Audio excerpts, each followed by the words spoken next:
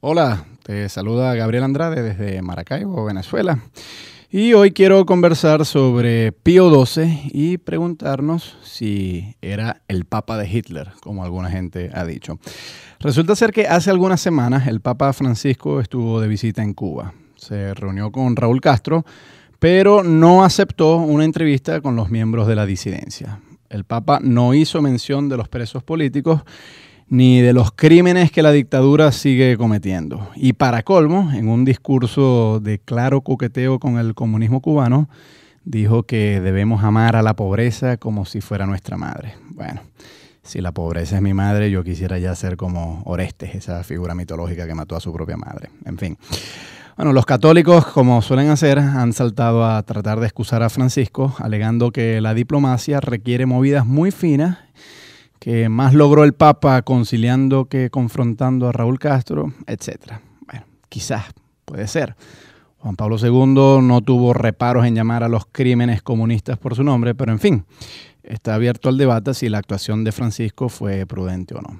Ahora bien, esta ocasión debería servir también para considerar la gestión de un Papa que, a diferencia de Francisco, se enfrentó a un dictador que cometió crímenes abismalmente más monstruosos que los de los hermanos Castro, pero que con todo cayó. Y ese papa es Pío XII. Desde la Segunda Guerra Mundial ha corrido la acusación de que Pío XII fue cómplice de los crímenes nazis. La Iglesia nunca confrontó directamente esta acusación y más bien trató de disimularla, promoviendo el proceso de canonización de este pontífice.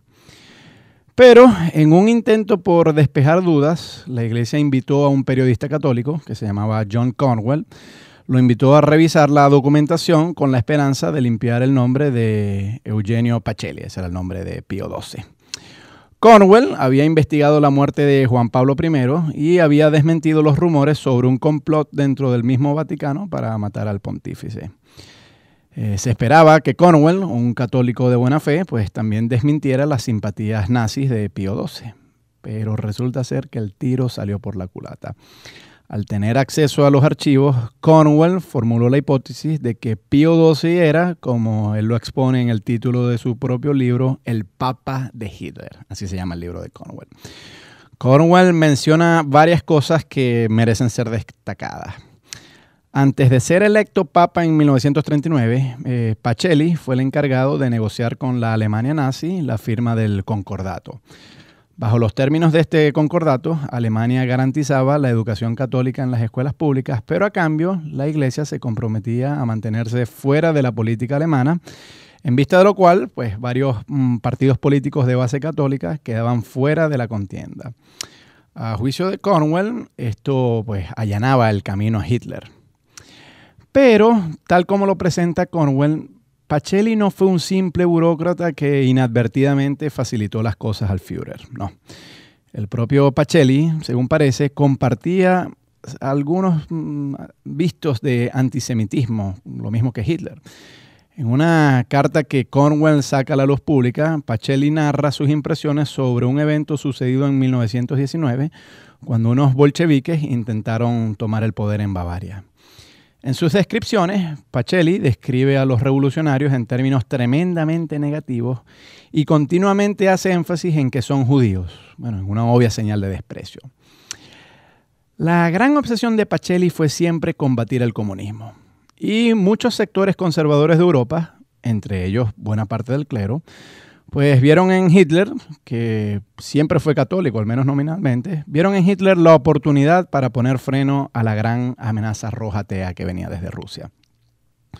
Aunado a eso, desde un inicio, en la mente de estos conservadores, se había establecido un vínculo entre los judíos y los bolcheviques. Y, por supuesto, la Iglesia Católica llevaba en sus espaldas, bueno, casi 2000 años de antisemitismo.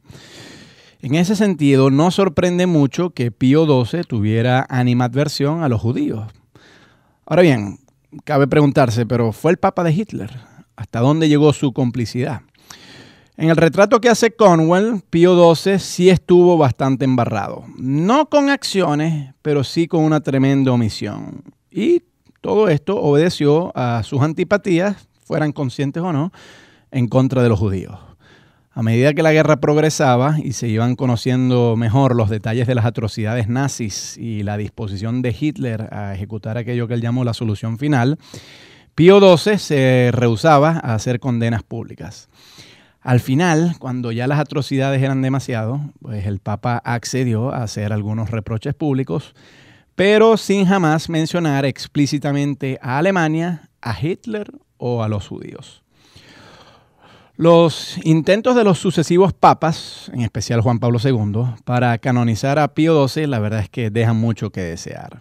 A pesar de que la Iglesia habla de la necesidad de que haya milagros y que se atraviese un proceso de indigación con un abogado del diablo, no, lo cierto es que, sobre todo en épocas más recientes, la canonización es una herramienta clarísimamente política de la cual se vale el Vaticano para salir de aprietos. Pero con todo, a mí tampoco me parece justo llegar al extremo al que llega Cromwell. Sí, el Papa tenía un cierto geniecillo antisemita en su carácter y pecó por omisión. Seguramente, como a veces postulan sus defensores, una condena explícita del Papa no iba a cambiar las cosas, pues la verdad es que ya Hitler estaba decidido a hacer lo que iba a hacer. Y dejar de condenar crímenes en un momento de gran incertidumbre no es lo mismo que ser cómplice en estos crímenes.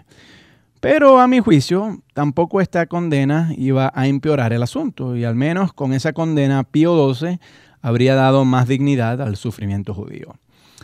En todo caso, existe la lamentable tendencia de exagerar la culpabilidad de todo aquel que en algún momento se haya entrevistado con Hitler. Ha ocurrido así, por ejemplo, con Neville Chamberlain, el primer ministro que llegó a unos acuerdos con Hitler, los famosos acuerdos de Múnich, o con Amin el-Husseini, que era el mufti de Jerusalén, que si bien se entrevistó con Hitler y organizó tropas musulmanas bosnias en apoyo de la causa nazi, su participación en crímenes la verdad es que fue muy limitada. Pío XII no fue un monstruo excepcional, fue sencillamente un mortal que, inmerso en una amplia historia de antisemitismo, pues erró en no utilizar su autoridad para condenar crímenes atroces. La historia no lo absolverá, pero yo creo que tampoco lo acusará como el Papa de Hitler. Con todo, a mí me parece que Francisco, el Papa Francisco, debería aprender esta lección de forma tal que cuando vuelva a visitar una dictadura como la cubana, pues no olvide a las víctimas del régimen.